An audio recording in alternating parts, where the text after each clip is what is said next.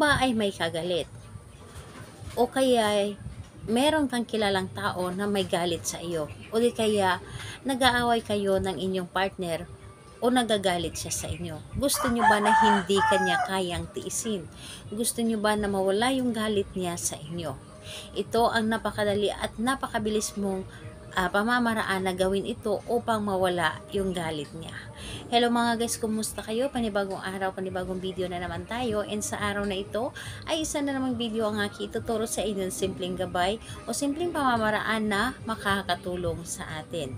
At bago ang lahat, gusto ko lang mag-disclaimer sa mga taong hindi naniniwala at hindi gusto ang mga kagaya nitong video. Please skip this video at maghanap kayo ng videos na gustong gusto nyo, dahil ang video na ito ay para lamang ito sa mga taong naniniwala in gusto mag-try.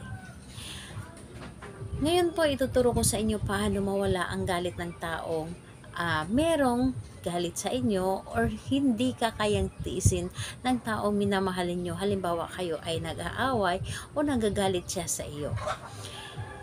Ito po ay pwedeng gawin sa parehas ang kasarian or sa mga taong related naman sa inyo. Halimbawa ay kaibigan ninyo, kamag-anak. Kung gusto ninyo na mawala yung galit niya, ito ay para sa inyo, and pwede nyo itong gawin para sa kanya.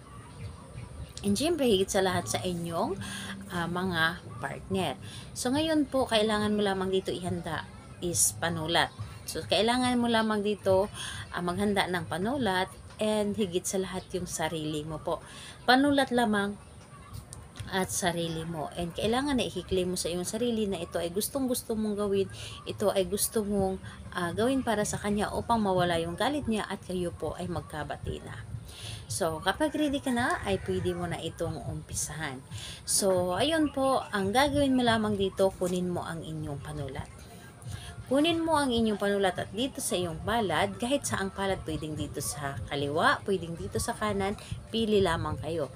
So, ang gagawin po ninyo, isusulat nyo lamang dito sa inyong palad yung pangalan at apelyido ng inyong target.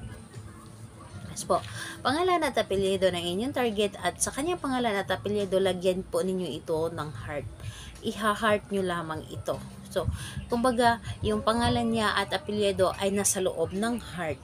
So, pagkatapos nun, kapag ito ay nasa loob na ng heart, i-close mo lamang ang inyong palad. I-close ninyo sa inyong palad at ibubulong nyo lamang dito ang nais ninyong sabihin. Halimbawa na lamang, yung pangalan at apelyido ng inyong target, at sabihin po ninyo, simula ngayon ay mawawala na ang inyong galit sa akin.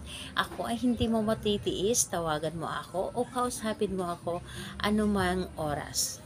Kahit anong oras ay pwede mo akong kausapin, at higit sa lahat ay mawawala na yung galit mo, mawawala na yung inis mo sa akin, at tayo na ay magkakabati, tayo na ay magiging close sa isa't isa.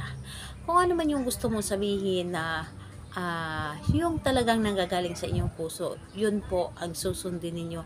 Basta ang importante ay good intention lamang ito, higit sa lahat, lalo na sa inyong partner. And pwede mo itong gawin kahit sa inyong ex na halimbawa ay may galit si ex sa inyo, pwede po ninyo itong gawin para sa kanya upang magiging magkabati kayo at magiging friend kayo kung hindi man kayo magkakabalikan.